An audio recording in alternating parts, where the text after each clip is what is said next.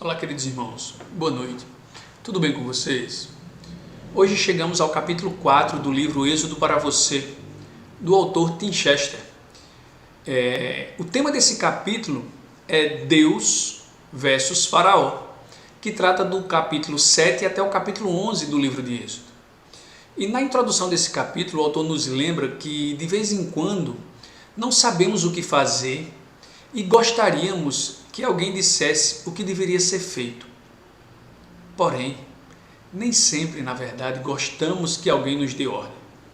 Gostamos mesmo de mandar em nossas vidas e mandar em nossos narizes. Mas o autor nos pergunta: como você reage quando Deus diz o que você tem que fazer? Por que você obedece a Ele? Você resiste ou se ressente ao responder a Deus? Ou, na verdade, obedece de boa vontade e sem resmungar? Neste capítulo, o autor nos conduzirá sobre essas questões através do livro de Êxodo, como eu disse antes, do capítulo 7 ao capítulo 11 de Êxodo. Como e por que o faraó reagiu às determinações de Deus que foram feitas através de Moisés e Arão. No início desse capítulo, somos lembrados que Faraó era o homem mais poderoso do mundo. Ele era, na verdade, quem dava as ordens. Ele era quem ditava as regras. Mas aí aparece Moisés e Arão e dizem para Faraó: assim diz o Senhor, o Deus de Israel, deixe meu povo ir. E Faraó responde, nós temos aprendido aqui: quem é o Senhor para que eu lhe obedeça e deixe Israel ir? Não conheço o Senhor e não deixarei Israel ir. Lembram, irmãos, a autoridade está ligada a uma identidade. Obedecemos quando reconhecemos uma autoridade superior e digna. E é sobre isso que Faraó está falando aqui. Era como se Faraó estivesse dizendo: o que há ou o que dá direito a esse Deus de escravos mandar em mim? Eu sou o rei do Egito, eu sou uma divindade. Escravos obedecem a capatazes, que obedecem a feitores, que obedecem a mim. Como posso me submeter a um Deus de escravos? E nós sabemos que, na verdade, o faraó estava se opondo era a Deus. Segundo o contexto de Êxodo 6, Moisés pergunta a Deus por que Faraó daria ouvidos a ele, e Deus responde, logo aqui no início desse capítulo 7, que constituiria Moisés como Deus para Faraó. Ou seja, Moisés representa aqui a salvação de Israel no Êxodo, como Cristo restaura a humanidade após Adão falhar em viver conforme a imagem de Deus, demonstrando a imagem de Deus sobre a criação. Hebreus 2 fala sobre isso logo no início do capítulo de Hebreus 2. Mas aqui no contexto, Faraó se recusa a ouvir porque o seu coração havia sido endurecido. Nós vemos também no início desse capítulo 7 de Êxodo. Pois, Faraó como nós, nem sempre queremos ouvir a palavra de Deus. Por trás desse acontecimento está a pergunta de Faraó: quem é o Senhor para que eu o obedeça? Por que deixar Deus se meter nos meus assuntos? Faraó estava ali dominando o cenário. E para nós cristãos hoje também cabe uma pergunta: será que não estamos tentando limitar nossa obediência a Deus? Limitar o nosso envolvimento no reino em detrimento aos nossos sentimentos e vontades? Afinal, irmãos, a quem e por que devemos obedecer? Essa é a pergunta respondida pelas pragas que nós vamos ver hoje. Deus não se surpreende pela atitude negativa de Faraó. Ele havia dito antes, como aprendemos em Êxodo 3, no verso 19, que poria sua mão sobre o Egito. Com poderosos atos de juízo, tiraria seu povo e assim os egípcios saberiam que eu sou o Senhor. Não é isso? Desde o início do livro de Êxodo, no capítulo 3 e até o capítulo 7, ele vem demonstrando quem ele é. O propósito das pragas era que soubessem, era que o Egito soubesse que eu sou o Senhor, que Deus é o Senhor. A identidade e a autoridade de Deus seriam reveladas através do anúncio prévio e sua comprovação prática através dos acontecimentos. Aqui nesse ponto, o autor nos traz um questionamento que muitos podem fazer. Por que Deus não foi direto para a 10ª praga e resolveu tudo de uma vez? Aí ele nos lembra de Êxodo 9, nos versos 15 e 16, que diz: porque eu já poderia ter estendido a mão, ferindo você e o seu povo com uma praga que teria eliminado você da terra. Mas eu o mantive de pé, exatamente com esse propósito, mostrar-lhes o meu poder e fazer o meu nome, que o meu nome seja proclamado em toda a terra. Ou seja, queridos, as pragas demonstram o poder de Deus e demonstram que elas são missionais, com um objetivo: que seu nome seja proclamado por toda a terra. Neste ponto, o autor nos mostra as 3 ocasiões que o texto nos informa, o texto sagrado, é claro, sobre o motivo do coração do endurecimento do coração de Faraó. Ele diz que se endureceu, permaneceu endurecido e continuou obstinado. No início desse livro de Êxodo, né, um livro tão bonito, está lá registrado no capítulo 7, no capítulo 8 e no capítulo 9. Há uma espécie de insanidade no faraó, e praga após praga ele permanece duro e rígido. Em Êxodo 10, 7, seus oficiais pedem para ele ceder, mas seu orgulho é maior. E após até a 4ª, 8ª e a 9ª praga, ele tenta negociar com Moisés, mas de forma parcial. E se nós nos lembrarmos ainda, na 7ª praga, Faraó cede, mas volta atrás. E ele diz a Moisés para sair de sua presença e não retornassem mais, pois senão morreriam. Não sei se os irmãos lembram disso. De fato, irmãos, Moisés sai da presença dele, é expulso da presença de Faraó e se retira, né? Mas o grande ponto aqui é que o Faraó não enxerga que Moisés era a única oportunidade dele, né? A única oportunidade de esperança para ele.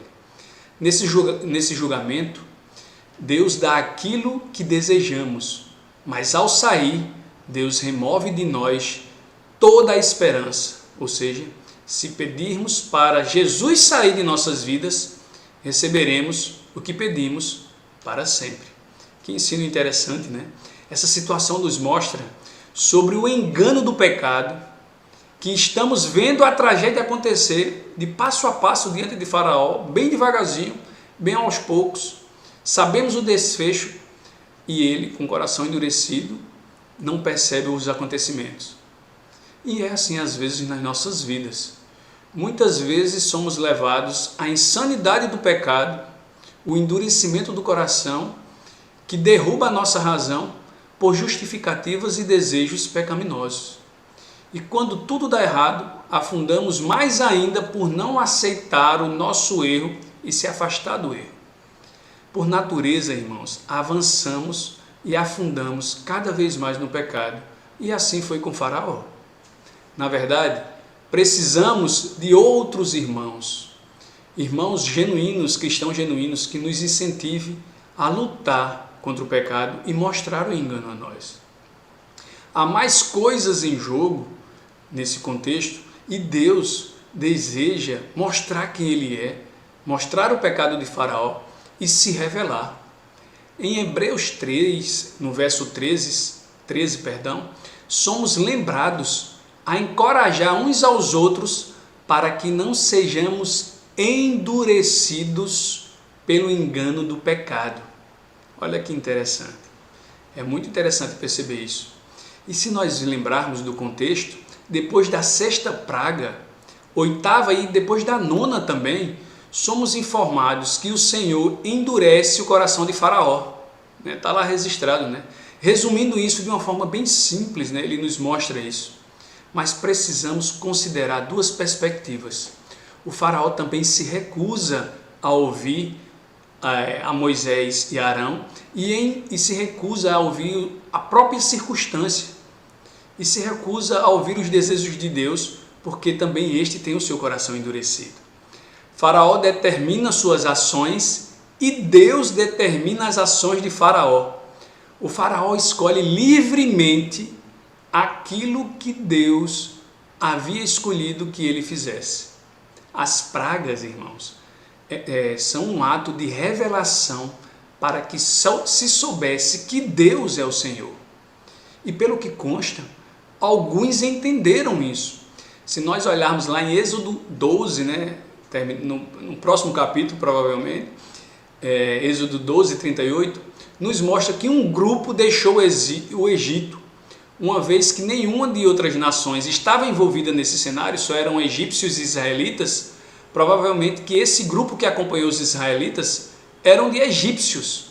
Portanto, as pragas, neste caso, serviram para julgamento e salvação, para demonstrar a verdade de quem eu sou. Falando sobre as pragas são, na verdade, relatadas desde o capítulo 7 até o capítulo 12, né? E demonstram a progressão de sua seriedade, da relação das pessoas e a dureza contínua do coração de Faraó. As pragas revelam e mostram sobre Deus, né, que as aviou, quem é Deus, as características que são demonstradas sobre Deus, o seu poder, sua força, e ensina sobre verdades fundamentais sobre o Senhor.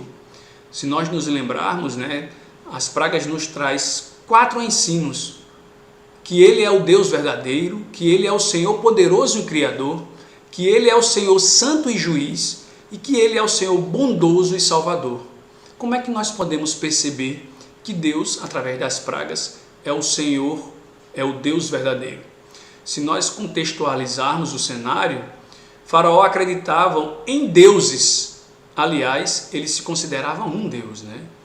O problema dele não era acreditar em deuses, né? Era pensar: por que ouvir esse Deus se eu tenho tantos deuses à minha volta? Para ele, irmãos, para Faraó, Deus era apenas mais um Deus naquele contexto dele. Um Deus local, e isso não o ofendia diretamente. Mas porque era um ambiente que ele vivia onde havia muitos deuses e era comum naquele contexto. O que ofendeu a Faraó foi a ideia de que Deus tinha autoridade sobre ele. Se olharmos com uma visão mais adequada, hoje na nossa cultura também é assim, né? É uma cultura que recrimina a nossa posição cristã. Muitos pensam: quem é Jesus, né, para que o obedeçamos? As pragas, irmãos, foram uma resposta de Deus a esse modo de pensar, a esse modo de discriminar Deus. Ele declara que o único Deus verdadeiro, que é o único Deus verdadeiro, digno de obediência, e ele entra em conflito com o Faraó e com os deuses do Egito. As pragas são uma aula contra a pluralidade religiosa do Egito, contra a autonomia pessoal e uma mensagem clara em 10 lições que há somente um Deus. Em Êxodo 7, nos versos de 10 a 12, a vara de Arão se transforma em serpente e depois devora a serpente dos magos. Pois a serpente era para os egípcios como o Deus Sol, né? Como o Deus Sol que havia criado o mundo. Mas o Deus do Egito é devorado pelo Deus do universo, o Deus de Israel, o nosso Deus. Esse é um exemplo, e esse exemplo se repete através das pragas. As pragas atacando e vencendo cada Deus, o pequeno Deus, né? O Deus com a letra minúscula do Egito. O Nilo para os egípcios era associado ao Deus Ap, ao Deus da fertilidade. Sem ele não havia fertilidade, porém o Senhor transforma o Nilo em sangue. A deusa Aqet, ligada à fertilidade, tinha uma cabeça de rã, mas o relato bíblico nos mostra que as rãs pertencem e obedecem ao nosso Deus. O touro tinha um santuário em todo o Egito, era um símbolo de fertilidade. Tinha os deuses touro, Apis e Néfisis, e a deusa Hathor tinha a cabeça de vaca, mas nenhum desses deuses foi capaz de resistir às pragas do rebanho. Tinha também a deusa das pragas, chamada Sekhmet, com a cabeça de uma leoa que deveria ter curado a epidemia, de feridas que aconteceu lá no capítulo 9 de Êxodo.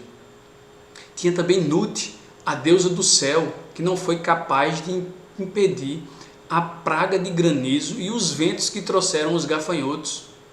Acreditava-se que Rã era o deus do sol que navegava no mar celeste e à noite descia ao mundo dos mortos e depois ressurgia vitorioso no dia seguinte. Mas durante a 9ª praga, 3 dias de trevas, e Rã não foi capaz de ressurgir. O que tudo isso nos mostra, queridos irmãos? Diante do Deus de Israel, o nosso Deus, todos os outros são impotentes, são impostores, são derrotados. Pelo contrário, eles são até silenciados. Os magos egípcios conseguiram imitar 2 vezes as primeiras pragas, mas a partir da 3ª não conseguiram imitar e desistiram, dizendo ser o dedo de Deus. Está lá registrado em Êxodo 8:19.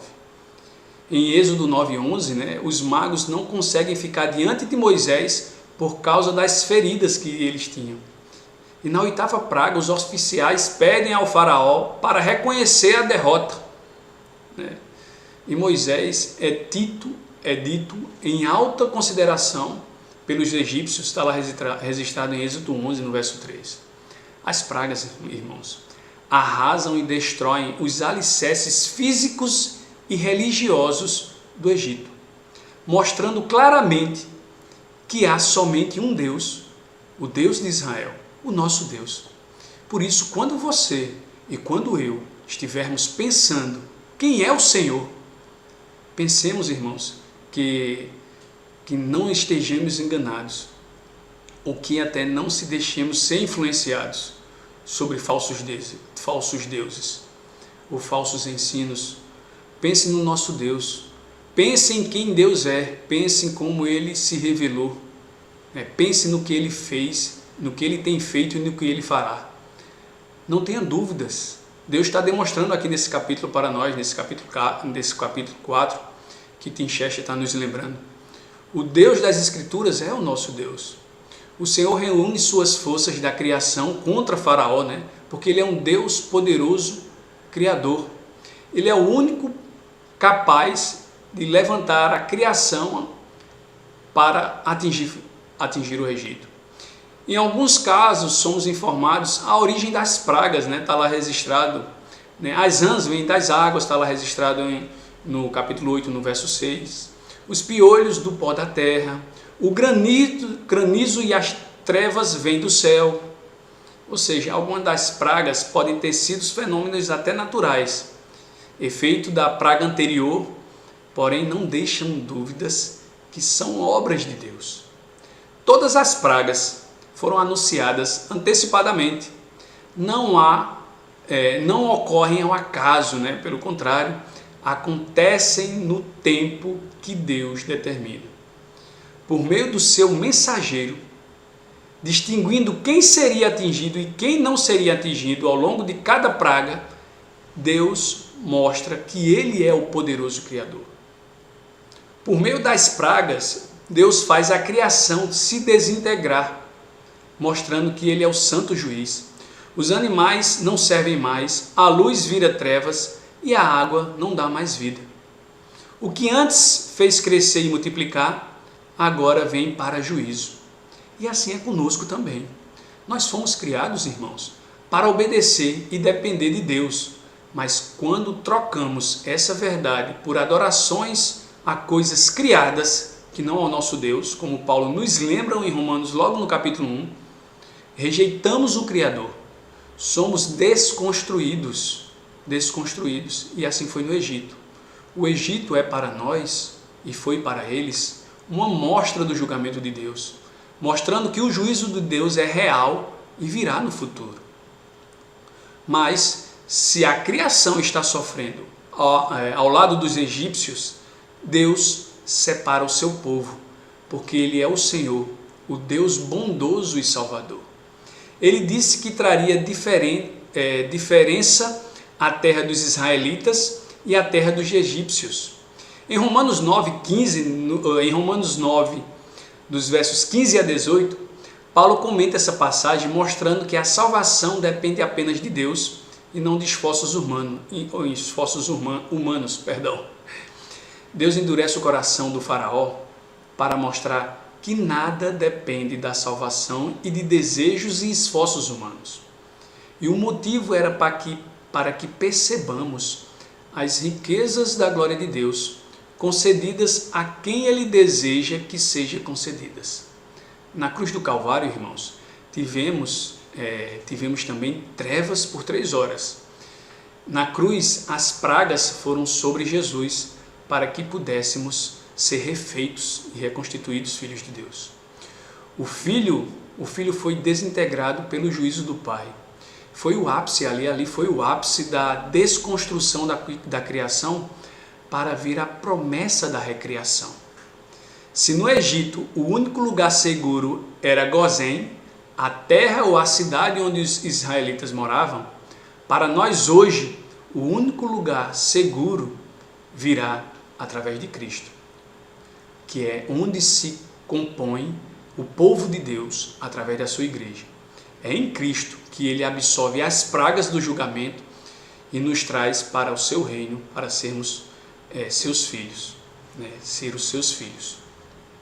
Depois de curarem os aleijados do lado de fora do templo, Pedro, irmãos, se vocês lembrarem, Pedro e João são presos e a pergunta feita a eles é: com que poder ou com que nome ou com o nome de quem vocês fizeram isso? É muito interessante essa pergunta, né? Com que poder ou em nome de quem vocês fizeram essa atitude de curar o aleijado? Parece com a pergunta de Faraó, né? Quem é o Senhor para que eu lhe obedeça?